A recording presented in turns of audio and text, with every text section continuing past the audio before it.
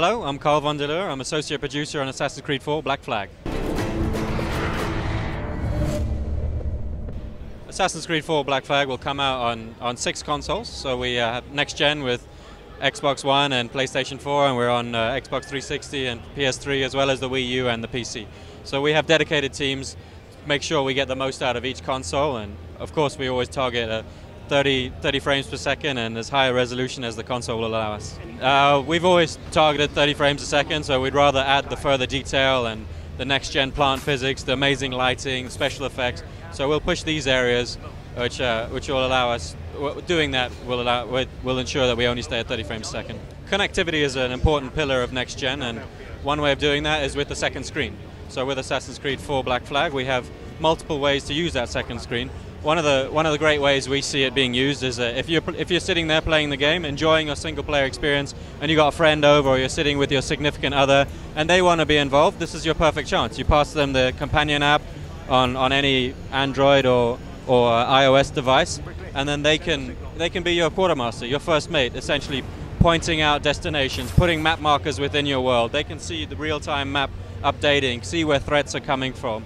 If you pick up a treasure map, they're the ones that will see where the location is, and they can point it out in your world and then see where it is. On top of that, we also have a meta game called Kenway's Fleet. So whenever you board an enemy ship, and you can board any ship within the massive Caribbean Sea, you have a choice at the end to either sink it, take its crew, or bring that ship into your own fleet within Kenway's Fleet. So this is our version of the assassin contracts that we had in previous games, where we'd send assassins out on missions outside of the world. This is the same thing. So you can send your ships.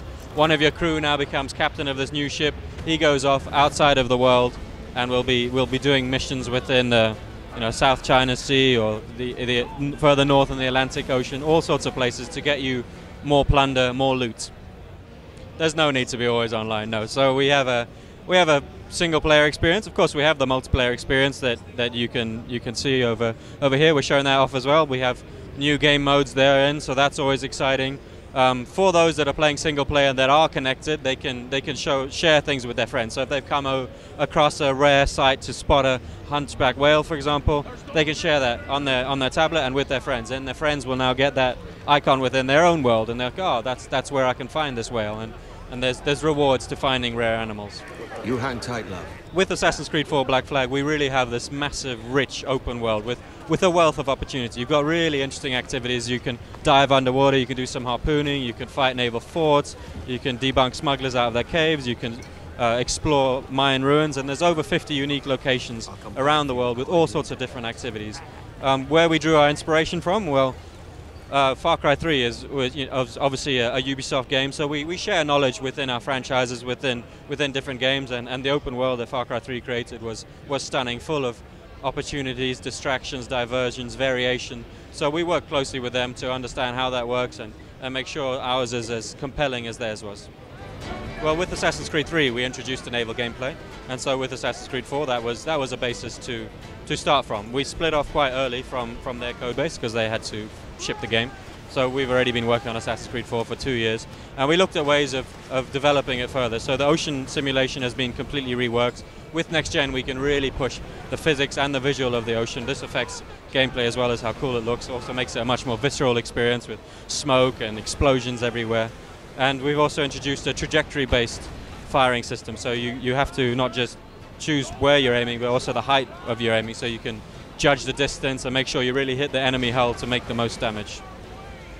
When we choose our setting for an Assassin's Creed game, we always look at what gameplay can we have there and what cool characters are there to interact with. So we were so excited about this massive Caribbean world that we could have the sense of exploration, mixing the ground and the naval combat, but also very excited about these pirates that we could work with. So yes, there's Blackbeard, there's also Calico Jack, Benjamin Hornigold, and Bonnie. Those are those that we're allowed to talk about now. There's many more that are in the story that we're not going to spoil for you next. We always enjoy putting Easter eggs in. I personally work for Ubisoft Singapore, and one thing that we did back on AC2, which was the first time we were involved in the franchise, we put this massive kraken in one of the underground missions. So if you stood in a specific place, you'd see this huge tentacle come out of the water, and that was, we created that in Singapore, and we enjoyed it, surprising our colleagues in Montreal with what we put in the game. And I'm sure Montreal have many tricks up their sleeve of how they want to surprise the other studios as well as the gamers.